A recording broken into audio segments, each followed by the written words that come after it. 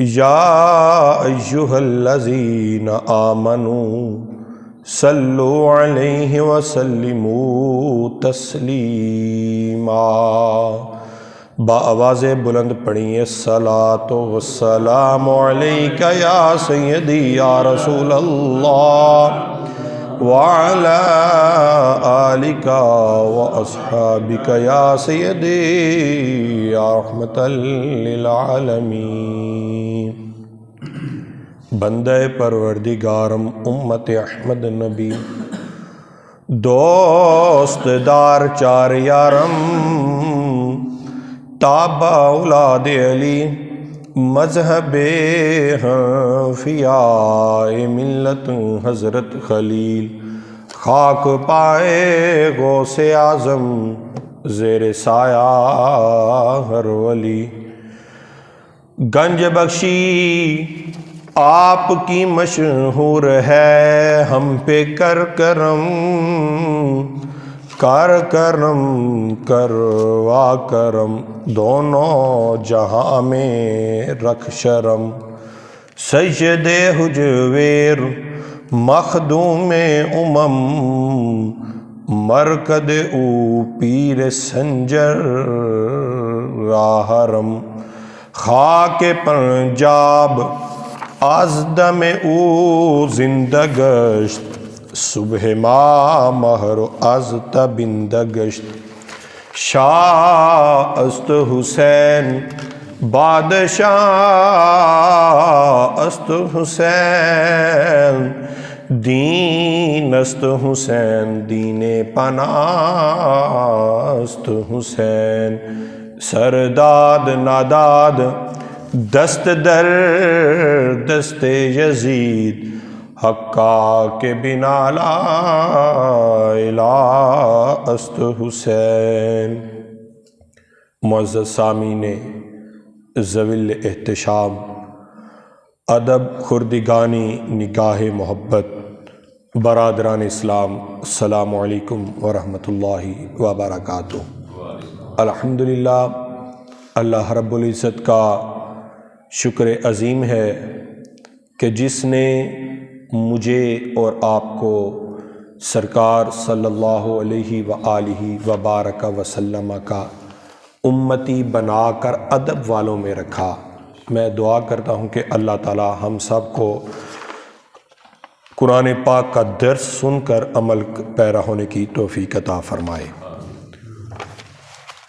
میں نے قرآن پاک کی بہت ہی مشہور و معروف آیہ مبارکہ کی تلاوت کرنے کا شرف حاصل کیا۔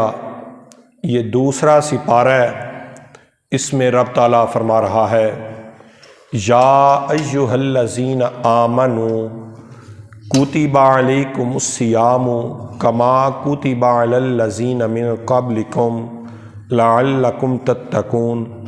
اے ایمان والو، تم پر روزے فرض کیے گئے، اے ایمان والو تم پر روزے فرض کیے گئے، کما کتب علی الذین من قبلکم، جیسے کہ تم سے پچھلی امتوں پر بھی فرض کیے گئے، لعلکم تتقون، تاکہ تمہیں پرہیزگاری ملے۔ میں آگے بھی بیان کر چکا ہوں کہ اللہ تبارک و تعالیٰ نے اپنی اس محبوب کے امت کو، اپنے محبوب کی امت کو بخشنے کے طرح طرح کے پیکج نکالے ہوئے ہیں کہ جو بندہ یہ کام کر لے میں اس کو بھی بخش دوں گا، جو بندہ یہ کام کر لے میں اس کو بھی بخش دوں گا۔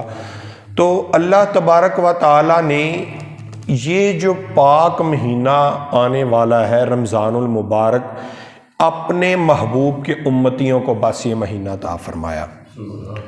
روزے دوسری امتوں پر بھی فرض کیے گئے، مگر ان روزوں کی جو برکتیں سرکار دو عالم صلی اللہ علیہ وآلہ وبارک وسلم کی امتیوں کو حاصل ہیں، وہ ان کو نہیں تھیں۔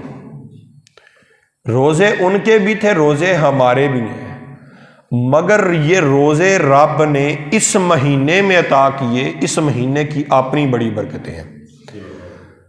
یہ رمضان اللہ تعالیٰ کا مہینہ ہے۔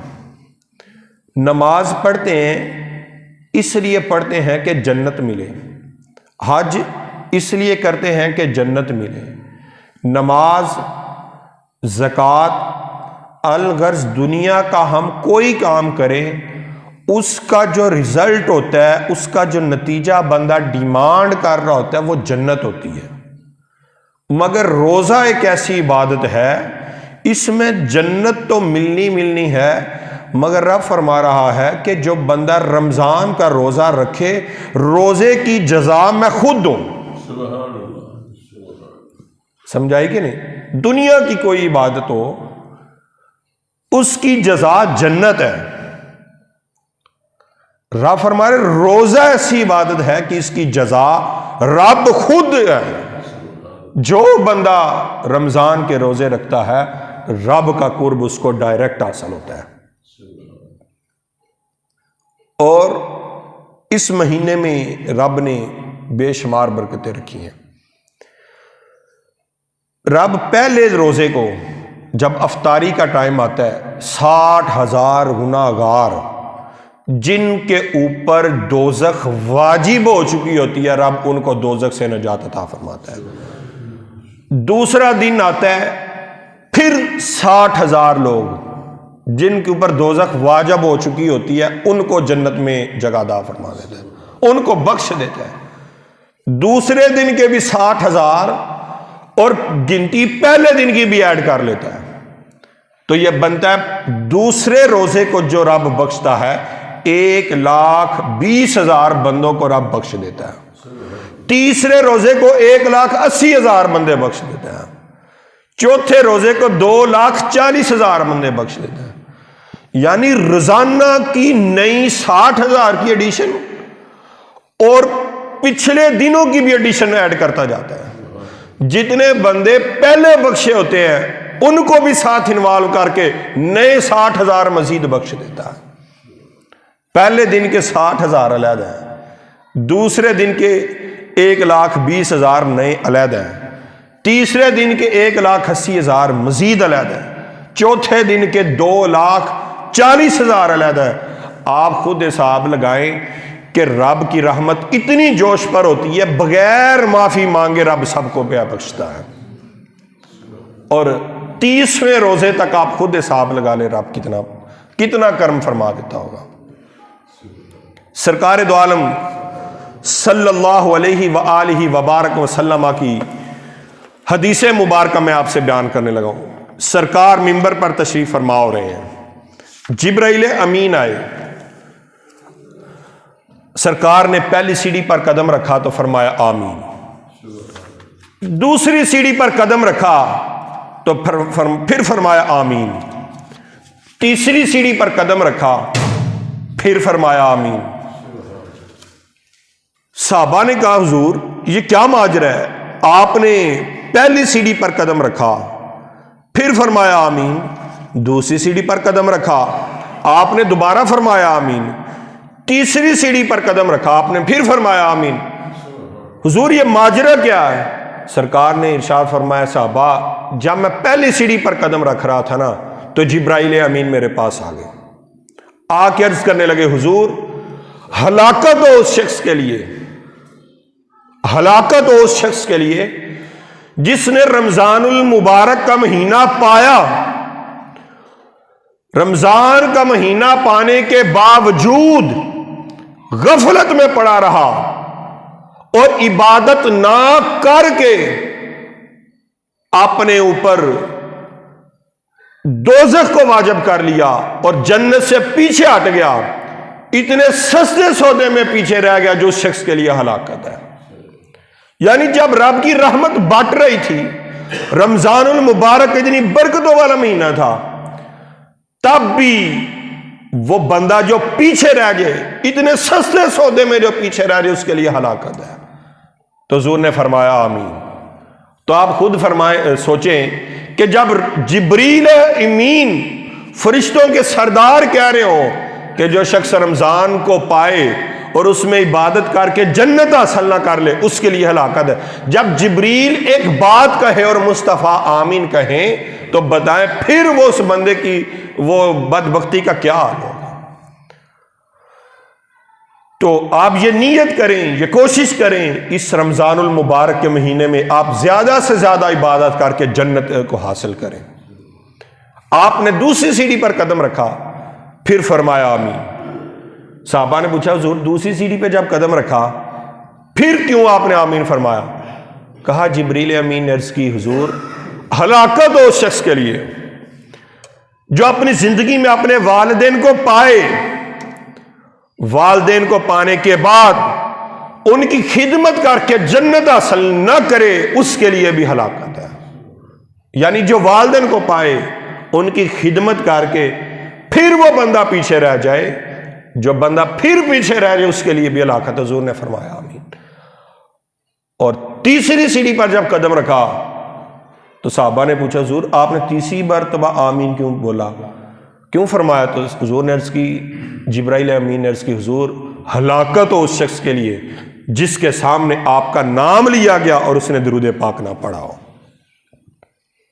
تو آپ خود سماعت فرمائیں کہ اتنی برکتوں والا مہینہ رمضان المبارک، رب کا سستا سودا بک رہا ہے، رحمت جوش پر ہے، ہم پھر بھی اگر اس مہینے میں اپنی جنت کو واجب نہ کروا لیں تو واقعی ہلاکت بندی۔ اور اس رمضان المبارک میں پورا سال جو 11 مہینے ہوتے ہیں، ہم ایک نیکی کریں تو اس کا ایک نیکی کا ثواب ہے، یہ 10 نیکیوں کا ثواب ہے۔ مگر اس مہینے میں جو شخص ایک نیکی کرتا ہے رب اس کو 70 نیکیوں کے برابر ثواب عطا فرماتا ہے۔ جو ایک روزہ رکھتا ہے رب اس کو 70 روزوں کے برابر ثواب دیتا ہے۔ جو ایک نماز پڑھتا ہے رب اس کو 70 نمازوں کا ثواب عطا فرماتا ہے۔ تو دیکھیں ہر کام کا جو درجہ ہے وہ ڈبل ٹرپل 70 ٹائم جب زیادہ ہو جائے، آپ خود حساب لگائیں کہ وہ کتنی رحمتوں والا کام ہوگا۔ آپ کو میں چلے ایک ایگزامپل سے سمجھا دیتا ہوں۔ آپ سارا دن ایک جگہ پہ نوکری کریں، جاب کریں، اگر آپ کو ایک دن کی دیہاڑی 1000 روپیہ ملتی ہے تو بندے کو جب دیہاڑی ملتی ہے بندہ کتنا خوش ہوتا ہے۔ تو جب بندے کو 7 گنا زیادہ دیہاڑی ملے، 1000 کا کام کرے تو اس کو 7000 ملے، تو بتائیں بندے کی خوشی کا لیول کیا ہوگا۔ تو اس رمضان کے مہینے میں رب کی رحمت بڑی جوش پر ہوتی ہے، تو اس مہینے میں ہمیں زیادہ سے زیادہ عبادت کرنی چاہیے۔ اچھا رب نے یہ کیوں فرمایا کہ تم سے پچھلی امتوں پہ بھی روزے فرض کیے گئے؟ اگر رب ہمیں سمپل یہ فرما دیتا کہ بھائی تم پہ روزے فرض کیے گئے ہیں تو ہم نے تب بھی تو رکھنے تھے نا، تو اس بات کا جواب علماء کرام یہ دیتے ہیں کہ جب ایک بچے کو انجیکشن لگنا ہوتا ہے اس کو پتہ ہوتا ہے اس انجیکشن کا فائدہ ہے، بچہ بڑا گھبرا رہا ہوتا ہے، لیکن ماں کہتی ہے بیٹا دیکھ یہ تیرے سے پہلے کو بھی ٹیکا لگ رہا ہے، کوئی اتنا مسئلہ نہیں ہے، تو شیر ہو۔ رب بھی فرما رہا ہے یہ روزے آ رہے ہیں، یہ گھبرانے کی کوئی بات نہیں ہے، پریشان ہونے کی کوئی بات نہیں ہے، تو ہمت کر، رب تیرے اوپر کرم کرے گا تو رب تجھے روزہ رکھنے کی توفیق عطا فرما دے گا۔ بعض بندے یہ بہت زیادہ کہتے جی ساڑھے کو روزہ رہنا نہیں، وہ یہ مت سمجھے کہ روزہ رہتا نہیں، رب تجھے توفیق ہی نہیں دیتا روزہ رکھنے کی۔ یہ وما توفیقی الا باللہ، توفیق جو ہے اللہ کی جانب سے ہے، رب جس کو توفیق دیتا ہے وہی شخص روزہ رکھ پاتا ہے۔ اور دوسری بات سماعت فرمائے، روزے کا مطلب ہوتا ہے رکنا، روزے کا مطلب ہوتا ہے بولیے رکنا۔ اس میں انسان طرح طرح کی نفسانی خواہشات سے رکتا ہے، طرح طرح کے غلط معاملات سے رکتا ہے۔ تو رب فرماتا ہے وَأَمَّا مَنْ خَافَ مَقَامَ رَبِّهِ وَنَهَى النَّفْسَ عَنِ الْهَوَىٰ، جو شخص اپنے رب کے حضور کھڑا ہونے سے ڈرا اور اس نے نفسانی خواہشات کو روکے رکھا، فَإِنَّ الْجَنَّةَ هِيَ الْمَأْوَىٰ، تو اس کے لیے جنت ہی اس کا ٹھکانہ ہے۔ اب بہت سارے معاملات ہمارے روزے میں ایسے آتے ہیں، غلط معاملات، رشوت، جھوٹ، تکبر، طرح طرح کے معاملات پیش آتے ہیں، لیکن رب فرما رہا ہے جو روزے کی حالت میں اپنے آپ کو نفسانی خواہشات سے روکے رکھے اس شخص کے لیے جنت ہے، اس کا ٹھکانہ جنت ہے۔ پھر فرمایا یہ لوگ کیوں پریشان ہوتے ہیں روزہ رکھنے سے؟ پریشان تو نہیں ہونا چاہیے۔ ایام معدودات، یہ تو گنے چنے دن ہیں، تھوڑے سے دن ہیں، کبھی 29 ہوں گے، کبھی 30 ہوں گے۔ ایام معدودات، یہ تھوڑے سے روزے ہیں، تم رکھو اور اس کو پانے کے بعد اپنے اوپر جنت واجب کروا لو۔ تو یہ کبھی بھی ہمیں روزہ چھوڑنے کی ترکیب نہیں کرنی چاہیے۔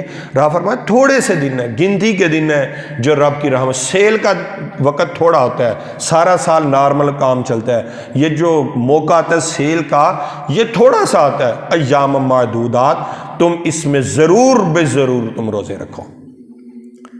تو پھر فرمایا فمن کان منکم مریضا، اگر تم میں سے کوئی مریض ہو، او علی سفر، یا کوئی سفر میں ہو، فعدۃ من ایام اخر، تو وہ روزے بعد میں رکھ لے۔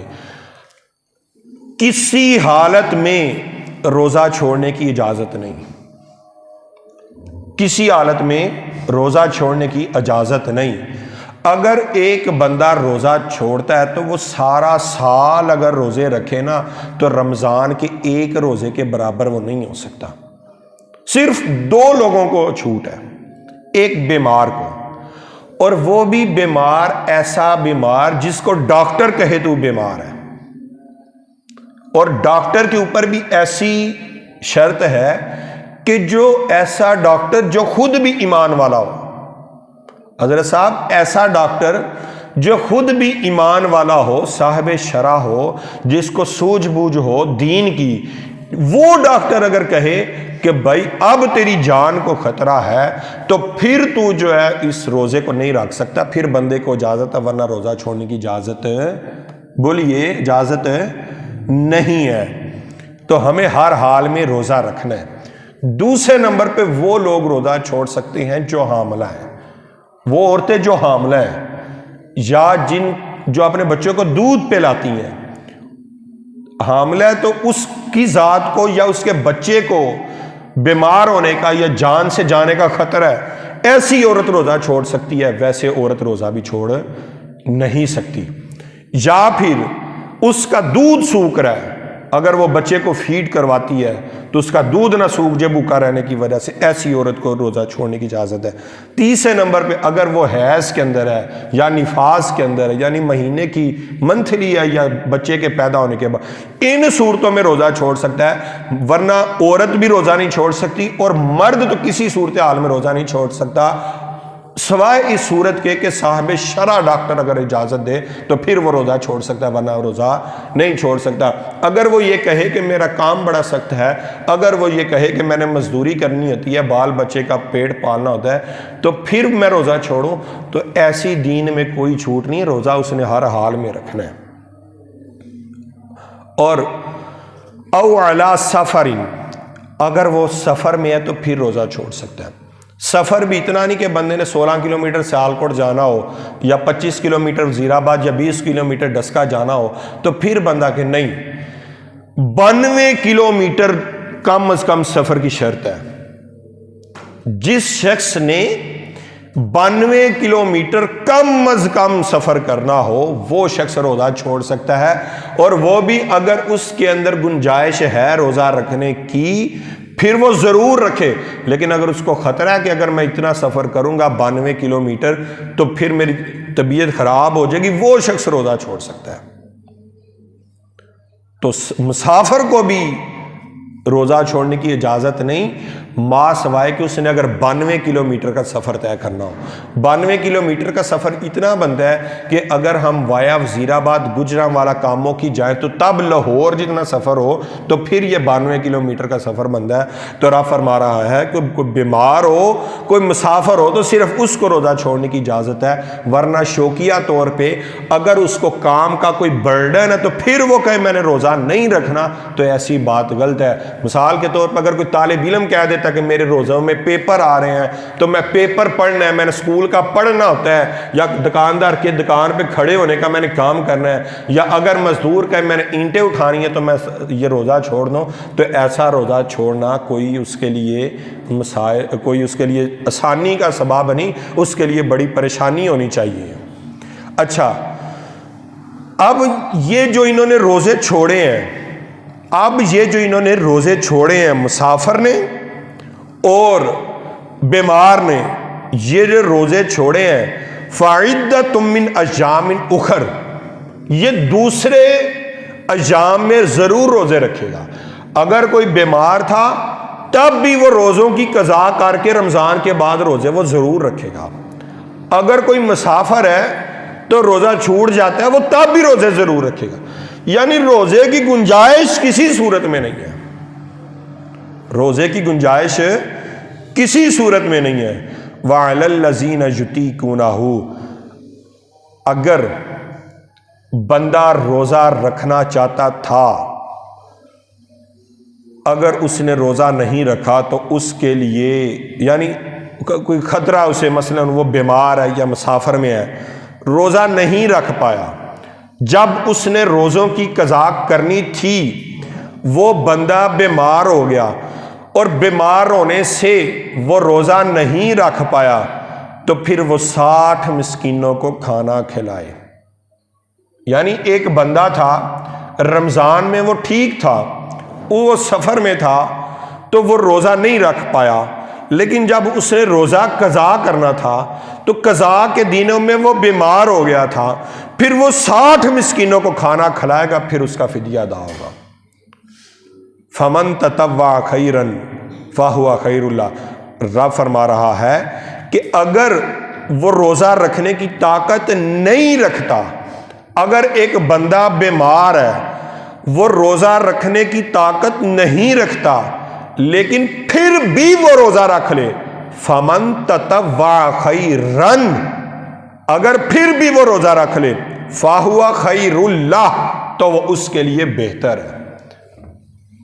مثلا اگر کوئی بندہ بیمار ہے، اس کو خطرہ ہے کہ اس کی بیماری بڑھ جائے گی، لیکن اگر پھر بھی وہ روزہ رکھ لیتا ہے، رب فرماتا ہے اس کے لیے یہ بہتر ہے۔ لیکن پھر بھی اپنے ڈاکٹر سے مشورہ کر لیا جائے، اگر ڈاکٹر کہے تیری ہلاکت کا خدشہ ہے، تیرے مسائل بڑھنے کا خدشہ ہے، پھر بہتر ہے کہ وہ روزہ نہ رکھے۔ لیکن اگر بندہ ہلکا پھلکا بیمار ہے پھر اگر وہ روزہ رکھنا چاہے تو رب فرما رہا ہے کہ وہ بندہ روزہ رکھ سکتا ہے۔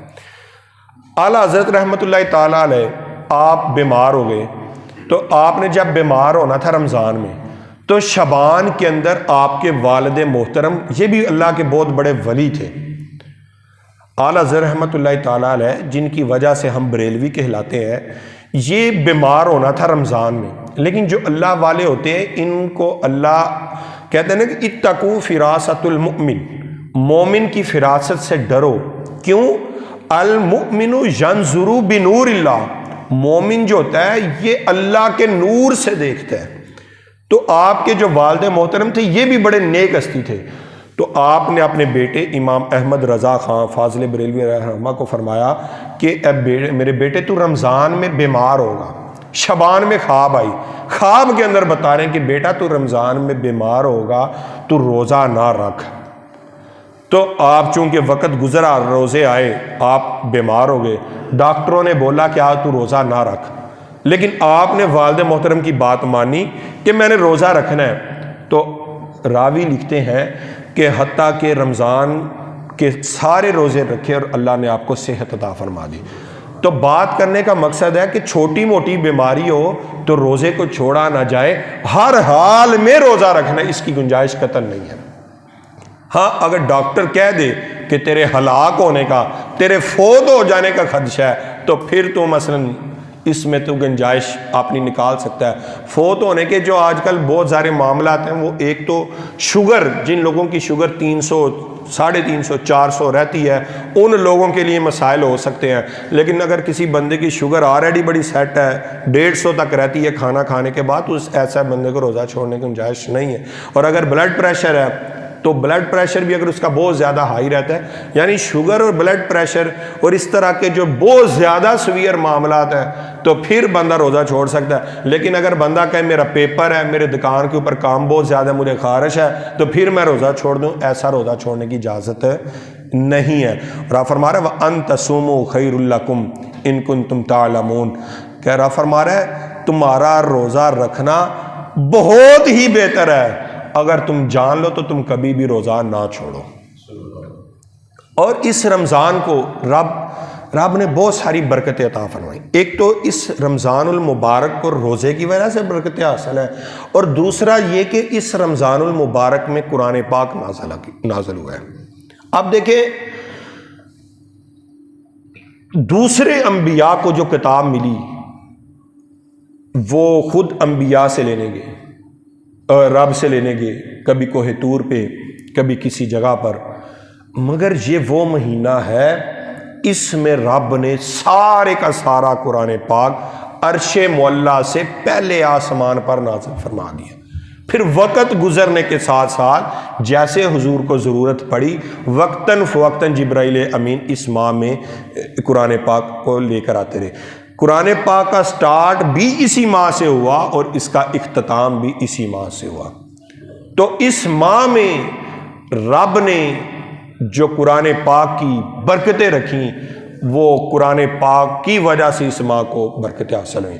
تو ایک تو اس میں روزے فرض کیے گئے، اور دوسری بات ہے اس میں قرآن پاک نازل ہوا، اور تیسری بات ہے اس مہینے میں رب نے ایک رات رکھی ہے جو رات 1000 مہینوں سے زیادہ افضل ہے.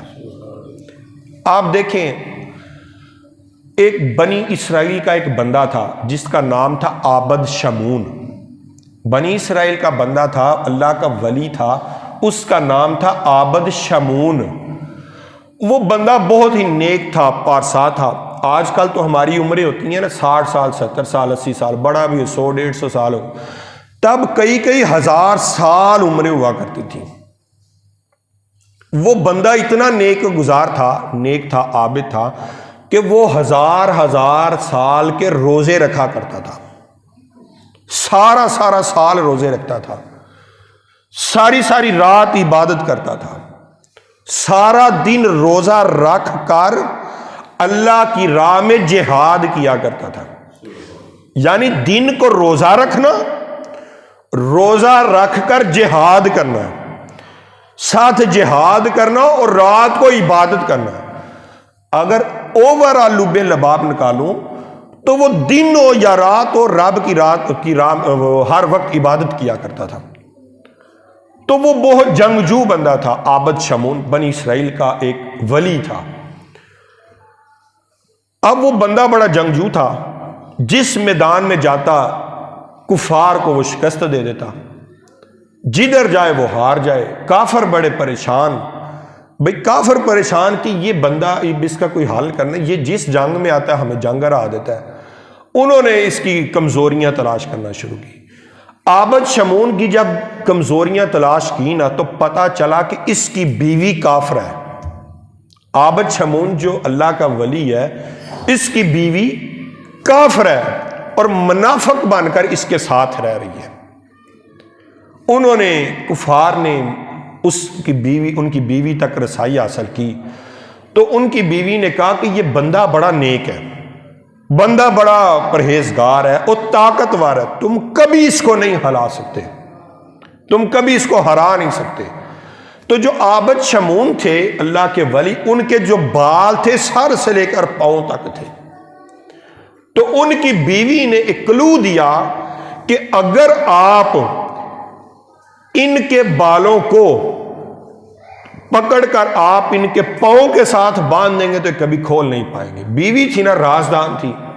تو راز جب دشمنوں کو مل گیا تو دشمنوں نے پکڑ لیا، تو دشمنوں نے آپ کے جو بال تھے نا ان کے بالوں سے جسم کو باندھ دیا. آپ بڑا پریشان کہ یار یہ راز ان کو کیسے پتا چلا ہے کہ میں یہ کام نہیں کر سکتا، باقی تو میں ہر چیز کو ہرا سکتا ہوں.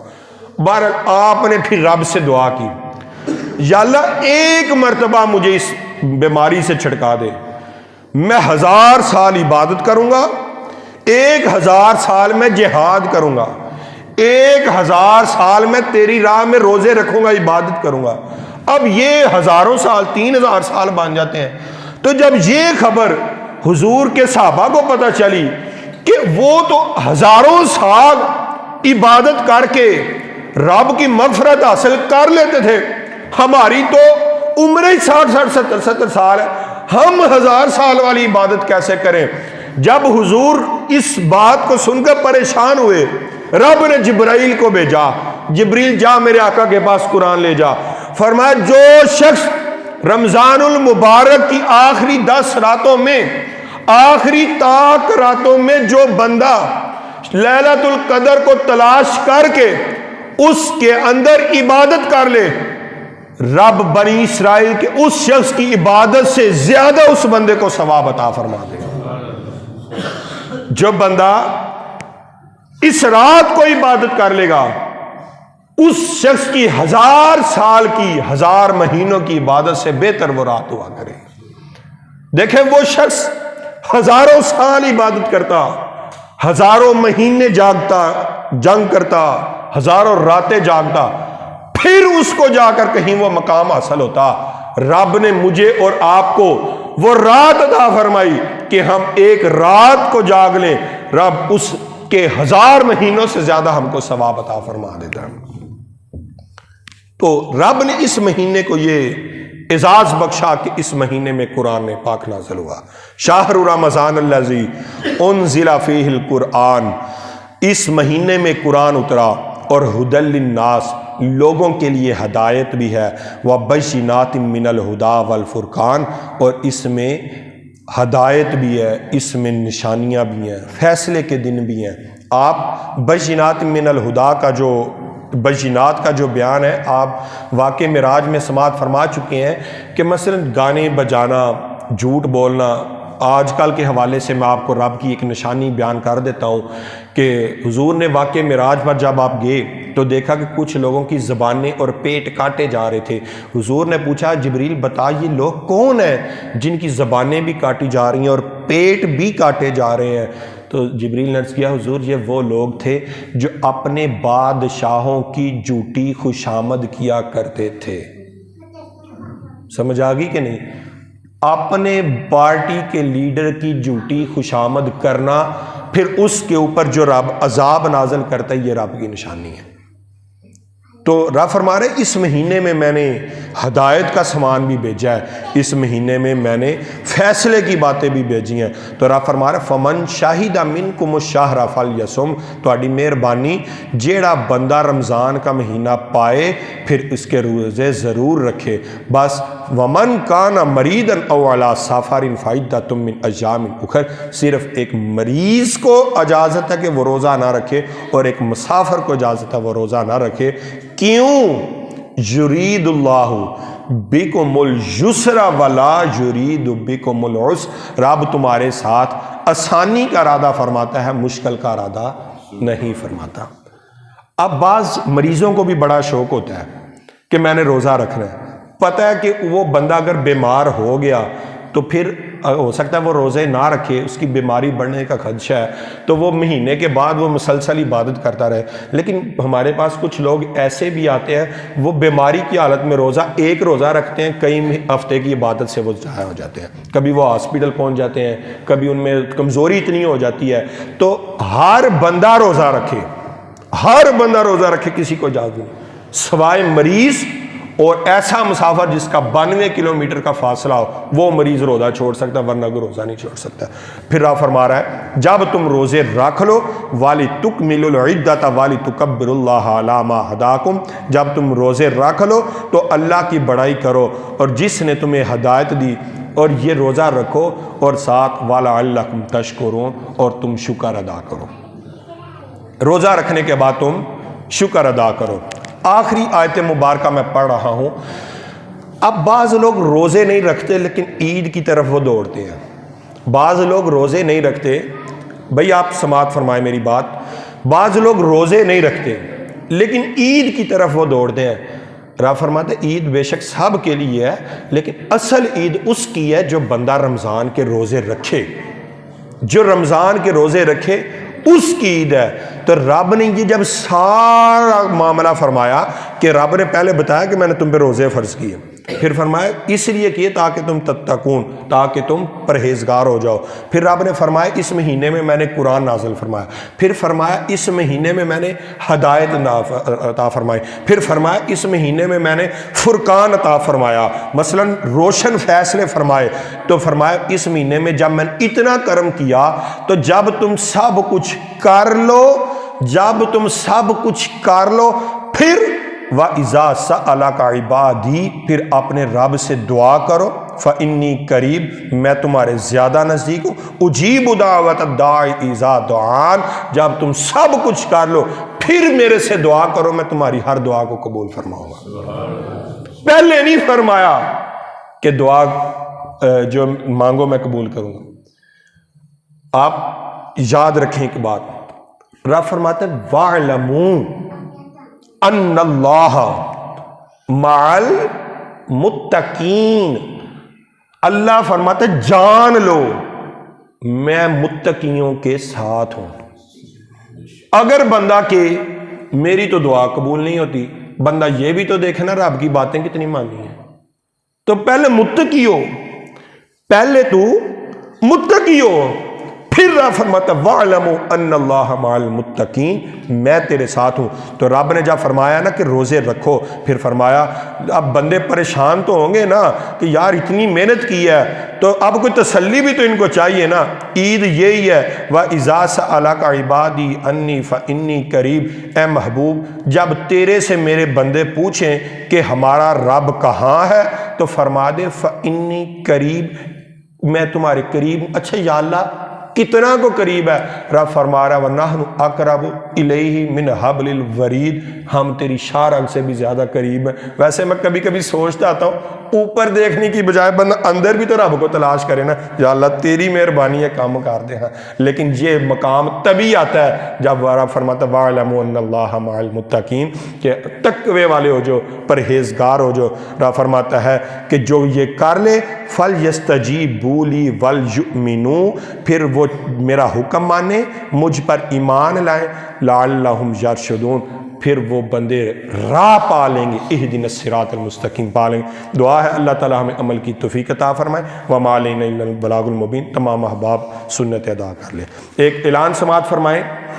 اعلان یہ کل 18 مارچ بروز ہفتہ بعد از نماز مغرب حافظ صابر علی صابر رحمۃ اللہ تعالی علیہ آپ کا عرس مبارک ہے، مغرب سے لے کے تا دیر رات ہوگا۔ آپ تمام احباب سے گزارش ہے کہ اس عرس پاک میں ضرور شرکت فرمائے۔ پاکستان سے اور باہر کے ملک سے بھی ادھر علماء کرام تشریف لا رہے ہیں۔ تمام احباب سے گزارش ہے کہ قبلہ حافظ صابر علی رحمۃ اللہ علیہ کے عرس مبارک میں کل آپ ضرور شرکت فرمائیے۔